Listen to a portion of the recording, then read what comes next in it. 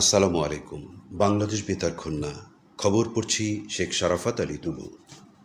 পরিবেশ, বন ও জলবায়ু বিষয়ক প্রতিমন্ত্রী ডক্টর শেখ ফরিদুল ইসলাম বলেছেন, সুন্দরবনের মধু দেশের অন্যতম প্রাকৃতিক সম্পদ এবং এটি স্থানীয় অর্থনীতিতে গুরুত্বপূর্ণ ভূমিকা রাখে। সুন্দরবনের জীববৈচিত্র্য রক্ষা এবং প্রাকৃতিক সম্পদের টেকসই ব্যবহার নিশ্চিত করে মধু আহরণের কার্যক্রম পরিচালনা করতে হবে। প্রতি বছর নির্দিষ্ট সময়ের জন্য বন বিভাগের তত্ত্বাবধানে সুন্দরবনে মধু আহরণের অনুমতি দেওয়া হয়। এতে একদিকে যেমন স্থানীয় মানুষের জীবিকা নির্বাহের সুযোগ সৃষ্টি হয়, অন্যদিকে রাষ্ট্র পায় রাজস্ব। তিনি আজ সাতক্ষীরা শ্যামনগর উপজেলার সুন্দরবন সংলগ্ন বুড়ি গোয়ালিনী ফরেস্ট সরকারি প্রাথমিক বিদ্যালয় মাঠে ২ মাসব্যাপী মধু আহরণ মৌসুমের উদ্বোধনকালে প্রধান অতিথির বক্তৃতায় কথা বলেন। প্রতিমন্ত্রী বলেন, সুন্দরবনের মধু একটি ইউনিক জিনিস, এর সুনাম কোনোভাবেই নষ্ট হতে দেওয়া যাবে না। মধুতে যেন ভেজাল মেশানো না হয় সেদিকে খেয়াল রাখতে হবে। যারা মধু ব্যবসার সঙ্গে জড়িত, আগে তাদের সৎ হতে হবে।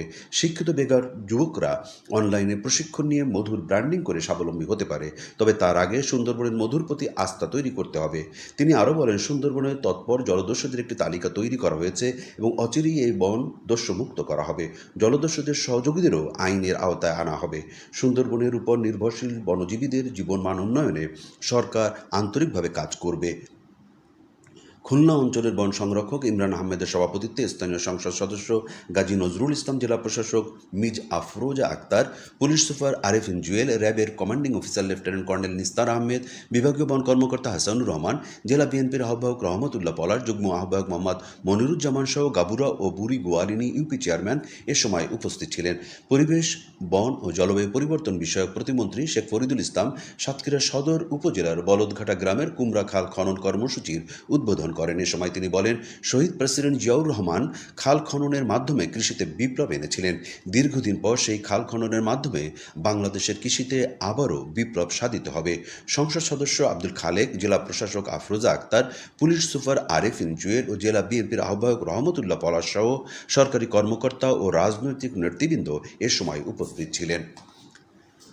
বাল্যবিবাহ প্রতিরোধে খুলনা বিভাগীয় কমিটির ত্রৈমাসিক সভা আজ বিভাগীয় কমিশনারের সভাকক্ষে অনুষ্ঠিত হয়।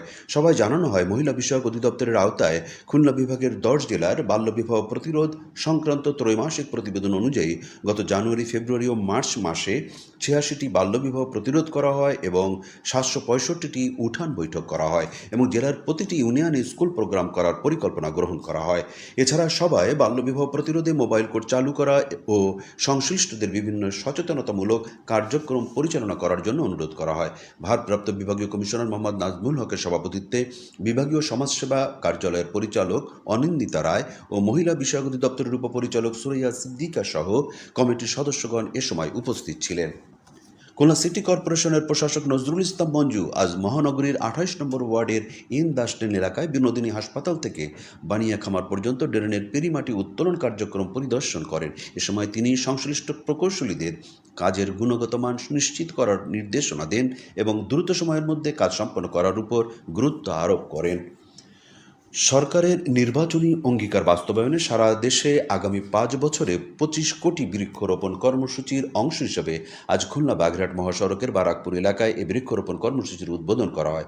জেলা প্রশাসক গোলাম মোহাম্মদ বাতেন প্রধান অতিথি হিসাবে এর উদ্বোধন করেন। পুলিশ সুপার, বিশিষ্ট ঠিকাদার, প্রেস ক্লাবের সাধারণ সম্পাদক ও স্থানীয় শিক্ষার্থীরা, গণ্যমান্য ব্যক্তিবর্গ এ সময় উপস্থিত ছিলেন। এদিকে একই কর্মসূচির অংশ হিসেবে আজ ঢাকা মাগুরা মহাসড়কের পাননান্দুয়ালি এলাকায় বৃক্ষরোপণ কর্মসূচির উদ্বোধন করা হয়। জেলা প্রশাসক মোহাম্মদ আবদুল্লাহ আল মাহমুদ প্রধান অতিথি হিসেবে এই কর্মসূচির উদ্বোধন করেন। পুলিশ সুপার, জেলা পরিষদ প্রশাসক, সড়ক ও জনপথ বিভাগের নির্বাহী প্রকৌশলী, প্রেস ক্লাবের সভাপতি ও সাধারণ সম্পাদক সহ গণ্যমান্য ব্যক্তিবর্গ এ সময় উপস্থিত ছিলেন। মাগুরা সড়ক বিভাগ প্রথম পর্যায়ে আগামী ১ বছরে জেলায় ১,৫০০টি বৃক্ষরোপণ করবে। উল্লেখ্য, এ প্রকল্পের আওতায় মাগুরা সড়ক বিভাগ আগামী ৫ বছরে ৭,৩০০টি বৃক্ষরোপণ করবে।